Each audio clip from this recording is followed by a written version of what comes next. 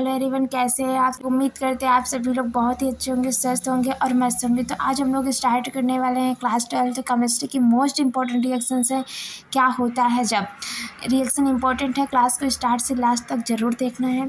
तो पहला क्वेश्चन आज का आपके सामने ये है कि एसीटोन को शांत H2SO4 के साथ आश्रित किया जाता है तो क्या होता है। रिएक्शन ही आपके क्या होता है जब।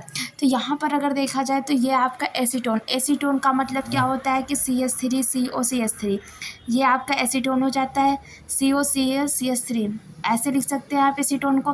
तो देखो यहाँ पर एसीटोन के आपके 3 मोल लिए गए, इन्हें कुछ इस तरीके से व्यवस्थित किया गया है क्योंकि इन्हें हमें आगे रिएक्शंस करने में आसानी रहे। इसकी रिएक्शन करनी है शांत H2SO4 के साथ आश्रित करना है, जैसा कि क्वेश्चन में कहा गया है। इसकी उपस्थिति में इसे गर्म करेंगे।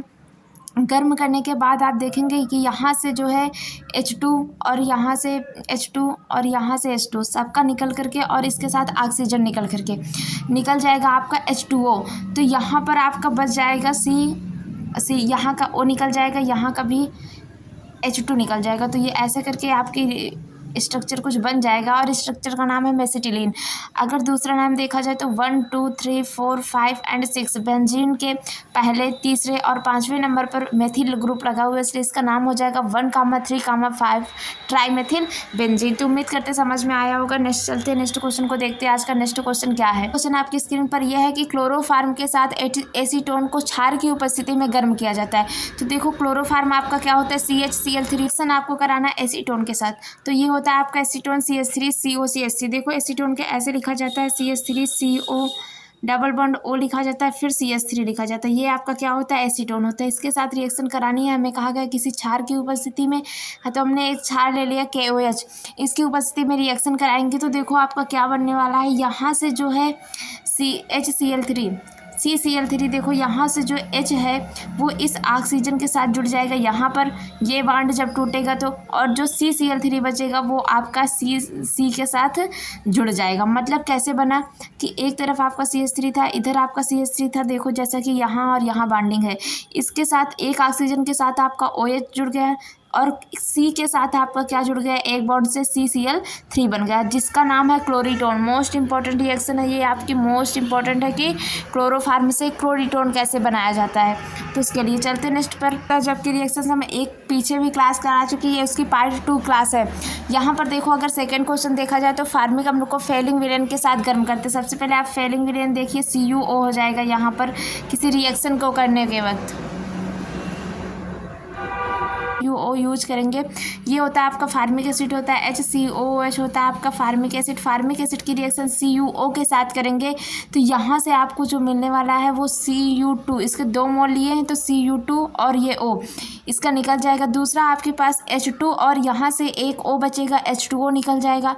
तीसरा आपके पास CO2 बचेगा और ये CO2 आपका निकल जाएगा। मतलब कि जो फार्मिक अम्ल को फेलिंग विलेन के साथ गर्म करते हो तो यहाँ पर लाल कलर का अवक्षेप प्राप्त होता है, जिसे क्या कहा Cu2O, इसको ऐसे लिखा जाता है Cu2O। ये आपका रेड कलर का PPT होता है या फिर प्रेसिपिटेट होता है, अवक्षेप प्राप्त होता है आपको यहाँ पर।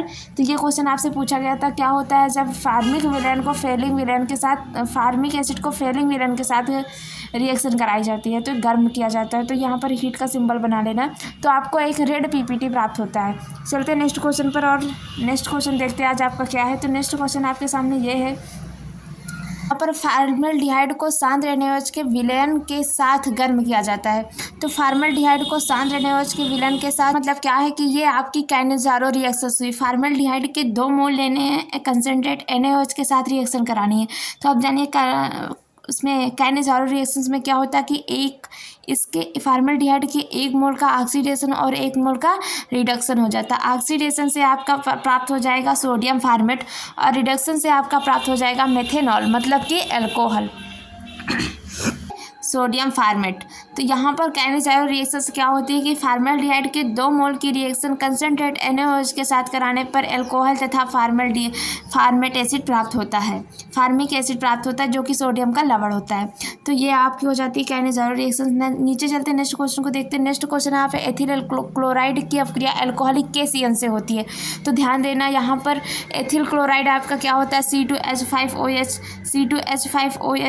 Cl आपका एथिल क्लोराइड क्लोराइड होता है, इसकी रिएक्शन एल्कोहलिक KCN के साथ कराना है, मतलब पोटेशियम साइनाइड के साथ कराना है। तो क्या होगा कि ये Cl जो है K के साथ रिएक्शन करेगा और Cn जो है Cl की जगह पर लग जाएगा, मतलब C2H5Cn और यहाँ पर KCl मतलब एथिल साइनाइड। आपसे अगर लैंग्वेज लिखने की बात की जाए तो एथिल क्लोराइड की अभिक्रिया एल्कोहलिक KCN से कराने पर क्या प्राप्त होता है? साइनाइड प्राप्त होता है। ये हो जाएगी आपकी लैंग्वेज। चलते हैं नेक्स्ट क्वेश्चन की तरफ। और नेक्स्ट क्वेश्चन देख, अभी तक के सारे क्वेश्चंस आपके जो है प्रीवियस ईयर में पूछे गए हैं। 2023 से लेकर 2025 तक के सारे प्रीवियस ईयर को पूछे हुए क्वेश्चन हैं। ये देखो, एन ब्यूटाइल क्लोराइड की अभिक्रिया एल्कोहलिक KOH से होती है। तो एन ब्यूटाइल क्लोराइड का मतलब है कि नॉर्मल ब्यूटाइल क्लोराइड की बात की जा रही है, मतलब नंबर ऑफ कार्बन की संख्या आपकी 4 हो जाएगी और फर्स्ट कार्बन से आपका Cl लग जाएगा। इसकी रिएक्शन एल्कोहलिक KOH के साथ करानी है। एल्कोहलिक KOH के साथ कराने पर देखो क्या होता है कि ये Cl जो इसके साथ है, फर्स्ट स्टेप पर क्या होगा कि आपका ये Cl निकलेगा और इस Cl के जस्ट पास वाला जो कार्बन है वो अल्फा कार्बन है। तो इसका नियम ये होता है कि इसके जस्ट पास वाला जो कार्बन है वो बीटा हो जाएगा। तो बीटा कार्बन से एक हाइड्रोजन और ये Cl ऐसा निकलता है, मतलब बीटा कार्बन से एक हाइड्रोजन और Cl ये आपका निकल जाता है। तो आपका यहाँ पर CH बन जाएगा। देखो, इसको बना के बता देते हैं, CH3 CH2 और फिर यहाँ पर आपका CH बचेगा क्योंकि इससे आपका एक H निकलना है। फिर यहाँ पर आपका डबल बॉन्ड आ जाएगा CH2, मतलब क्या बन जाएगा? ब्यूट 1ene बन जाएगा। देखो यहाँ पर 2 नहीं बनेगा क्योंकि ये फर्स्ट नंबर कार्बन से और बीटा कार्बन से आपका हाइड्रोजन निकलता है, मतलब बीटा हाइड्रोजन प्लस Cl निकलता है। तो इस वाले से आपका एक हाइड्रोजन जाएगा तो यहाँ पर CH बनेगा, फिर डबल बॉन्ड लग जाएगा बॉन्डिंग के लिए, CH2 हो जाएगा, मतलब ब्यूट 1ene बनेगा। प्लस आपका यहाँ से देखो आ जाएगा तो KCl, मतलब आपका KCl बन जाएगा। फिर यहाँ से एक निकला हुआ H क्या हो जाएगा? H2O। यहाँ से निकला हुआ एक H H2O बन जाएगा और ये KCl आपस में रिएक्ट कर लेंगे। तो ये आपकी मोस्ट इंपॉर्टेंट रिएक्शन उम्मीद करते समझ में आएगी। नेक्स्ट क्वेश्चन की तरफ चलते हैं। नेक्स्ट क्वेश्चन देखते क्या है। एनिसॉल की अभिक्रिया निर्जल HCl की उपस्थिति में एसिटिल क्लोराइड के साथ होती है। तो एनिसॉल क्या होता है? बेंजीन रिंग के ऊपर OCH3 लगा होता है तो उसे क्या कहा जाता है? एनिसॉल कहा जाता है। एसिटिल क्लोराइड मतलब CH3COCl होता है एसिटिल क्लोराइड। इसकी रिएक्शन निर्जल HCl3 की उपस्थिति में कराएंगे तो आपको क्या मिलेगा? मेथॉक्सी एसिटोफिनॉल, मतलब मेथॉक्सी आपको इसको कहा गया है कि मेथॉक्सी मतलब यहाँ पर जो ये क्या बोलते हैं, ईथर का है। तो यहाँ पर मेथॉक्सी इसको कहेंगे क्योंकि नंबर ऑफ कार्बन किसके पास कम है? इसके पास, बेंजीन रिंग के पास तो ज़्यादा होंगे। तो मेथॉक्सी, फिर इसे क्या कहेंगे? एसिटोफिनॉन। इस पूरे को कहेंगे एसिटोफिनॉन। तो अगर आपसे लैंग्वेज की बात कही जाए कि क्या होता है जब एनिसॉल की अभिक्रिया जो है निर्जल HCl की उपस्थिति में एसिड क्लोराइड के साथ होती है तो क्या होता है? आपका आर्थो तथा पैरा एसिटोफिनॉन बनता है, मेथॉक्सी एसिटोफिनॉन। क्वेश्चन की तरफ उम्मीद करते समझ में आ गया होगा। नेक्स्ट क्वेश्चन आपके है कि फिनॉल की अभिक्रिया जलीय NaOH के साथ जलीय NaOH की उपस्थिति में क्लोरोफार्म के साथ कराई जाती है। मोस्ट इंपॉर्टेंट रिएक्शन है ये भी आपकी, ये राइमर-टीमन रिएक्शन होती है।